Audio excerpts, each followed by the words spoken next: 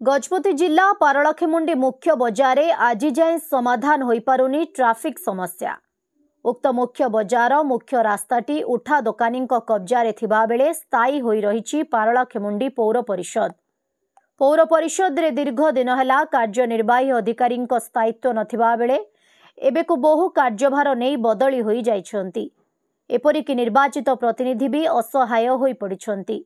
प्रत्येक दिन ट्राफिक समस्या जोगु साधारण लोके हैरान हेउथुबा बेले एथिप्रति काहार दृष्टि पड़ुनाही। विशेष भावे बजार ठारू राजदांड रास्ताटी एपरी होईछि जे रास्ता मध्यरे मोटरसाइकेल रखी रास्ता अवरोध करि दिया जाइछि।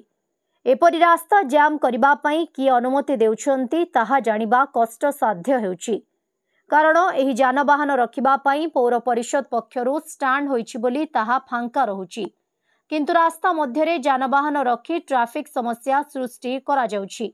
हेले कौन कले एहार समाधान होई परिबो से नै विभिन्न मत अभियोग मान सुनिबाकू मिलुछि। गजपतिरु टिकिली मांग रिपोर्ट, ओडिशा हाइलाइट समाचार।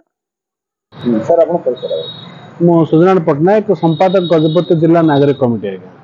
सर बर्तमान जो ट्राफिक समस्या रही है विशेष रूपे आमर पौरपालिका तरफ एक ट्राफिक मान नियंत्रण गोटे जगह भी चिन्हट कर जो जगह आमर गाड़ी फाड़ी रही पार्किंग व्यवस्था, किंतु बर्तमान समय आमर मार्केट ठार आरंभ करके जो पैलेस जाए जो रास्ता रही दुकान से मझे रखा जाए कौन कहे ट्राफिक नियंत्रण कौन किपरि देखो प्रकृत देखा गले गजपति जिलार पारलाखेमुंडी सदर महकुमार जो ट्राफिक व्यवस्था अच्छी सबू सहर ठू यार उल्टा ट्राफिक व्यवस्था है। सबू सहर में बामरू गाड़ी पशिया कथा डाण में बाहर कथा, किंतु यार उल्टा तार हो बर्तमान पारलाखेमुंडी सहर में डाण पशुची बाम बाहर ए प्रकार गोटे अभिनव दृश्य ये पारलाखेमुंडी देखा मिलूँ।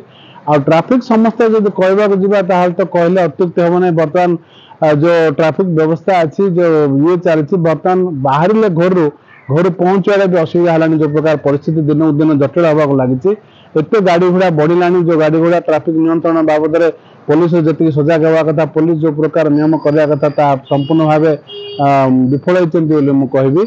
आपड़ जो बर्तमान जो ट्राफिक बोलिकी गोटे जो पार्किंग व्यवस्था कर म्युनिसिपालिटी तरफ सहर मध्य भाग में कर सत, किंतु से अंचल मुख्यतः मार्केट कथा कहतु कि आजिकल केवल मार्केट नुहे समस्त